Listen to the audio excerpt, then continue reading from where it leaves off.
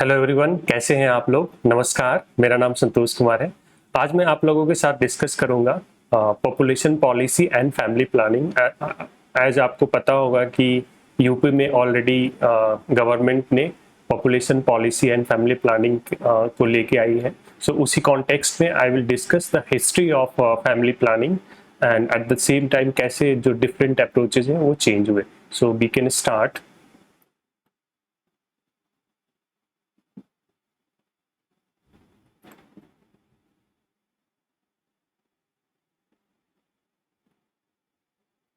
So as a student of sociology हमें population dynamics में ये सारे टॉपिक्स को कवर करना होता है। पहला है population size. So I will give you detail what is the population size of India and growth, composition and distribution. फिर components of population growth, birth, death and migration, population policy and family planning जो central topic होगा आज का। And then these are also the topics which we need to study: aging, sex ratio, child and infant mortality, reproductive health. So first I will give you the detail about census of India. Census of India largest exercise in world है, जो कि 1872 में start हुआ था, but वो उस समय continue चला। फिर 1881 के बाद ये रेगुलर बेसिस पे कह सकते हो after 10 years it use to be conducted. ठीक है। और अभी after independence registrar general and census commissioner of India करती है under ministry of home affairs, government of India. Population wise अगर स्टेट को देखोगे तो यूपी में हाईएस्ट पॉपुलेशन है, उसके बाद महाराष्ट्र है, देन बिहार है। ये परसेंटेज है आपका। कुछ डिटेल में आपको बता दूं कि इंडिया का जो पॉपुलेशन में 2011 सेंसस के अनुसार 1.2 बिलियन पॉपुलेशन है इंडिया का। सेकेंड लार्जेस्ट है आफ्टर चाइना। 70% वर्ल्ड का पॉपुलेशन इंडिया में रहती है। और अगर आप ग्रोथ रेट देखोगे 2001 से 2011 के बीच में, तो इट्स अराउंड 17.6 एंड 1.03 बिलियन आपका 2001 में था, अभी 1.2 बिलियन है। एक कंसर्न है पॉपुलेशन को लेके कि डिक्लाइनिंग सेक्स रेशियो है, जो कि एस्क्यूड सेक्स रेशियो भी बोला जाता है। 940 है according to 2011 census. Even child sex ratio भी बहुत तेजी से डिक्लाइन हो रहा है। And if you see the population composition age wise, तो 15 to 59 ईयर्स ओल्ड में 60% है, और 60 ईयर्स एबव है जिनकी पॉपुलेशन राइज कर रहे हैं। अभी 1.4 मिलियन पॉपुलेशन है। 1961 में आप देख सकते हो कि 5.6% ऑफ टोटल पॉपुलेशन था, अभी 8.6% ऑफ टोटल पॉपुलेशन हो गया। ठीक है। एक इंपॉर्टेंट कॉन्सेप्ट होता है समझने के लिए जब आप पॉपुलेशन डायनेमिक्स की बात करते हैं, तो total fertility rate. Total fertility rate means होता है कि number of children likely to be born to a women over her life time.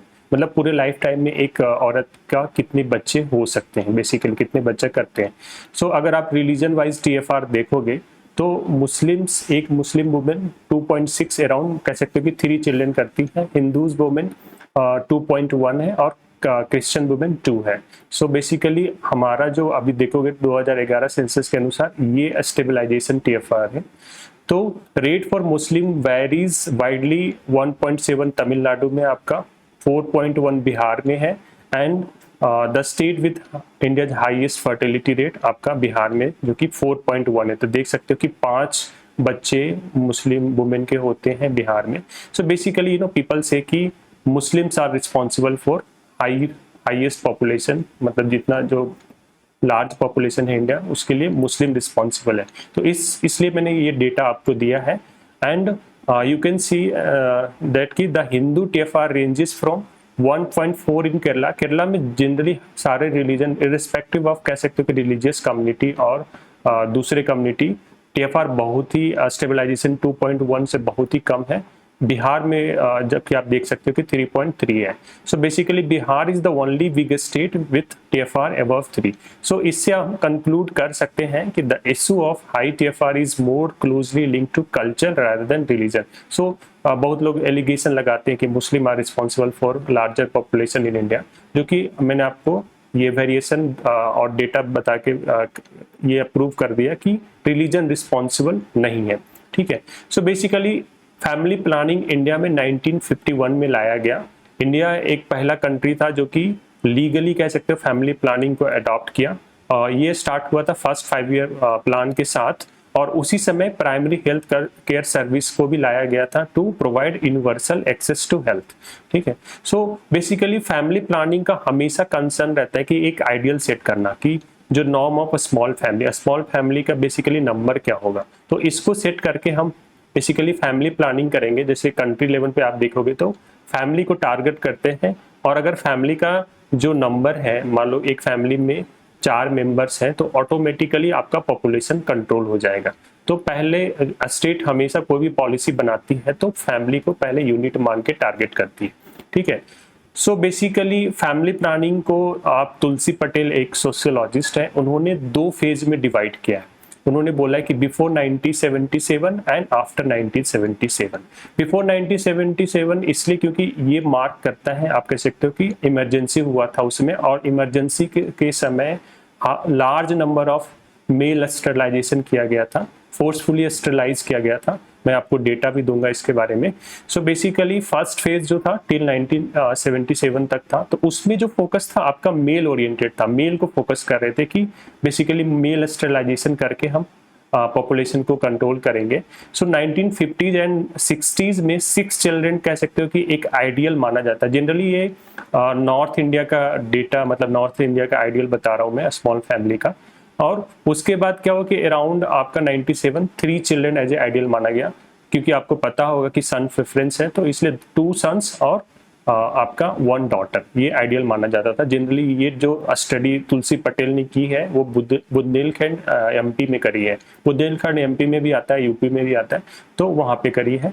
तो उस समय जो अप्रोच था कि कैसे फैमिली प्लानिंग करोगे, तो वो क्लिनिकल था। क्लिनिकल बेसिकली कि आप जितने भी हेल्थ वर्कर्स हैं और एएनएम और जो ऑक्सिलरी मिडवाइफ्स हैं, उनके थ्रू आप क्या करोगे कि उनको अवेयर करोगे, फिर उनको मोटिवेट करोगे, एंड देन फिर टारगेट ओरिएंटेड कि इतने नंबर ऑफ मेल को आपको स्टरलाइज करना है। तो इसके बेसिस पे हम उसमें टारगेट कर रहे थे पॉपुलेशन कंट्रोल करने का। ठीक है, और क्या कर रहे थे कि नॉलेज एटीट्यूड प्रैक्टिस कर रहे थे, जिसको काप भी बोलते थे उस समय।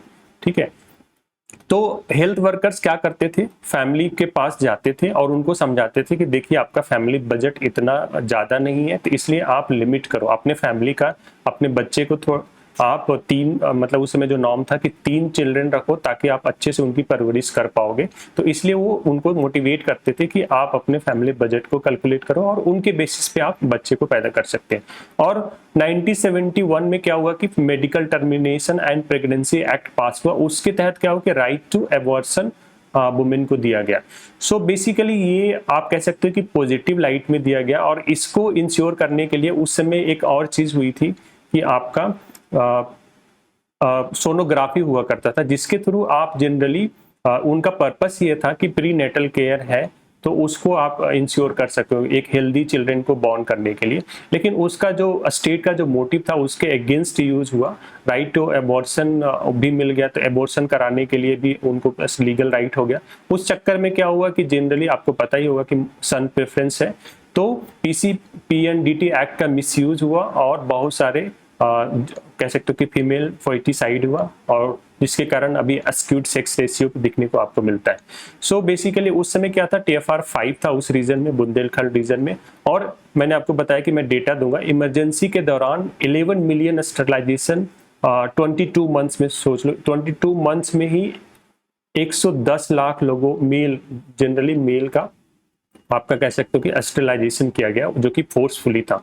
तो इसके कारण क्या हुआ कि बेसिकली स्टेट कर रही थी अपने उस पे, तो एक कंट्राडिक्शन था between state and societies value, क्योंकि सोसाइटी में जो फैमिली थे वो इस चीज को एक्सेप्ट नहीं कर रही थी। उसके कारण क्या हुआ कि गवर्नमेंट डिफीट हुई, और डिफीट होने के बाद गवर्नमेंट ने रियलाइज किया कि अब हमें ऐसा काम नहीं करना चाहिए, क्योंकि पहले आप मैस्कुलिनिटी को चार्ज बेसिकली आप अटैक नहीं कर सकते हो, क्योंकि मैस्कुलिनिटी और state go hand in hand. So basically आप फोकस उन्होंने शिफ्ट कर क्या कहाँ पे कर दिया, फीमेल पे कर दिया, क्योंकि हमेशा जो होते हैं ना कह सकते हो कि जिनके पास वॉइस नहीं होता है उनको लोग टारगेट करते हैं। तो स्टेट ने भी अपना कह सकते हो कि फोकस शिफ्ट किया और फीमेल पे फोकस प्रोग्राम बनाना शुरू कर दिया। तो उसके बाद क्या हुआ कि 2 चिल्ड्रन एज ए नॉर्म बन गया कि स्मॉल फैमिली का, और उसमें बोला गया कि 1 डॉटर एंड 1 सन। तो इसके बिहाइंड भी बेसिकली मिसयूज हुआ, क्योंकि आप देखो जो भी बच्चे होते हैं उसके आगे आपका कोई कंट्रोल तो है नहीं, तो हाउ यू विल इंश्योर कि वन डॉटर और वन सन हो।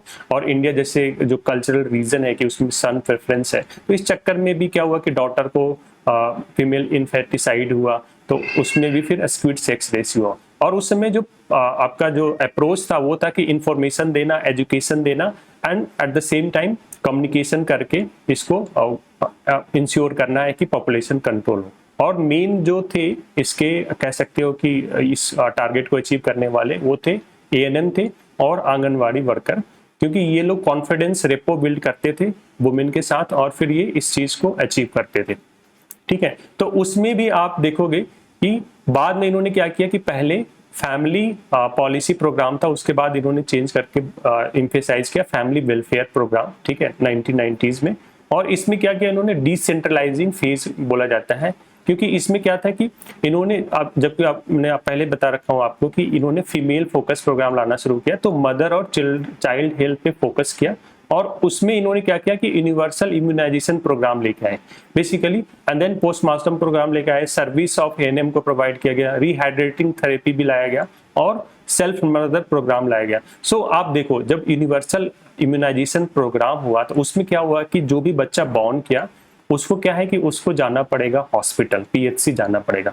तो जब हॉस्पिटल जाएगा तो वहां पे क्या होगी, एएनएम होगी, तो एएनएम इजिली उनको बोलेगी, मोटिवेट करेगी कि आप 2 ही बच्चा रखिए, बहुत ही हेल्थ के लिए अच्छा होता है, आपके परवरिश भी अच्छा कर पाएंगे। तो बेसिकली फीमेल फोकस्ड किया गया, हर फीमेल को बोला गया कि इंस्टीट्यूशनल डिलीवरी करने के लिए आप देख सकते हैं कि पोस्टमार्टम प्रोग्राम भी था, तो जनरली इंसेंटिवाइज भी किया गया आप पीएचसी जाइए और वहां पे एएनएम होंगी, इवन आंगनवाड़ी कम्युनिटी में भी आती थी, आगे मैं आपको बताऊंगा।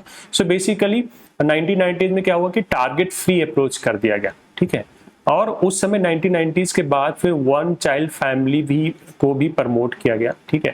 उसमें मेन फोकस था आपका कम्युनिटी पार्टिसिपेशन करना एट द विलेज लेवल, ठीक है। तो उसके लिए इन्होंने क्या किया, महिला स्वास्थ्य संघ बनाया गया, ठीक है। टीएफए मींस बेसिकली होता है targets of individual contraception were done away with, ठीक है। बेसिकली आपको इंडिविजुअल को टारगेट नहीं करना है कि इसका स्टरलाइजेशन करते हैं। अब क्या हुआ कि अब वॉलंटरी बेस पे अगर कराना चाहता है इंडिविजुअल तो करेगा, वरना हमें मतलब फोर्स नहीं करना है। और एनजीओ का इन्वॉल्वमेंट बढ़ा दिया गया and at the same time ANMSS community needs को बेसिकली करती थी और उसके बेसिस पे वो एजुकेशन प्रोवाइड करती थी ताकि 2 चाइल्ड नॉर्म्स को अडॉप्ट कर सके। So basically national population policy 2000 में आया, जिसमें क्या था कि फैमिली वेलफेयर प्रोग्राम था। और इसमें क्या हुआ कि अब सिर्फ सेंट्रलाइज नहीं होगा, अब स्टेट भी इस पॉलिसी को बना सकती है। तो that's why you are seeing right now कि यूपी ने अभी पॉपुलेशन पॉलिसी प्रोग्राम लेके आया, ठीक है। So population stabilization through health care, अब फोकस क्या होगा कि अब हेल्थ केयर देंगे, ठीक है। हेल्थ केयर के बेसिस पे उनको कंट्रोल करेंगे, ठीक है। एंड देन मॉनेटरी इंसेंटिव्स भी दिया गया, बहुत सारे औरतों को बोला गया कि आप स्टरलाइजेशन करा लो और स्टरलाइजेशन कराओगे तो आपको पैसे मिलेंगे। तो उसके बेसिस पे उन्होंने इंसेंटिवाइज करके उनसे स्टरलाइजेशन कराया। फिर क्या मैंने आपको बताया कि इंडिया में सन प्रेफरेंस है, तो उसको कर्व करने के लिए उन्होंने क्या किया कि फ्री एजुकेशन दिया लड़कियों के लिए ताकि वो लड़कियों को मारे नहीं।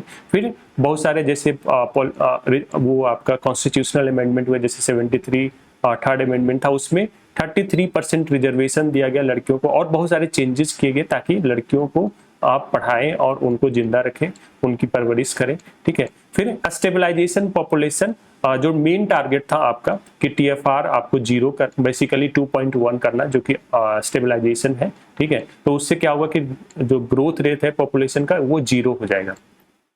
एंड बेसिकली अगर मैं समराइज करूं आपको फैमिली जो पॉपुलेशन पॉलिसी है, तो वो बेसिकली क्या है कि वॉलंटरी एंड इन्फॉर्म चॉइस होना चाहिए बेसिकली इंडिविजुअल का आपका, ठीक है। आपको किसी को फोर्स नहीं करना है, वॉलंटरी होना चाहिए। फिर टारगेट फ्री अप्रोच होना चाहिए, जो कि मैंने आपको ऑलरेडी समझा रखा है कि टारगेट फ्री अप्रोच क्या है। फिर achievement of replacement level of fertility, जो कि बताया कि 2045 तक आपको टीएफआर 2.1 करना पूरे कंट्री लेवल पे। फिर इशू ऑफ कंट्रासेप्शन, ठीक है, इसको इजीली एक्सेसिबल कराओ, अफोर्डेबल बनाओ, ठीक है। Maternal health and child survival, इसको फोकस करते हुए क्या करोगे कि आप हर फैमिली को आप पीएचसी में लाओगे जहां पे स्टेट इजीली इंटरफेयर कर सकती है, ठीक है। So I think this video must be helpful and you can easily understand कि कैसे यूपी गवर्नमेंट जो कर रही है अभी, जो पॉपुलेशन पॉलिसी लेके आई है, तो उसमें क्या क्रिटिसिज्म हो सकता है, तो you can easily give it. So thank you so much guys. You can follow me on Telegram, Twitter and Instagram. My user ID is Vanavi Santosh, and I will also mention this in description. So thanks again guys.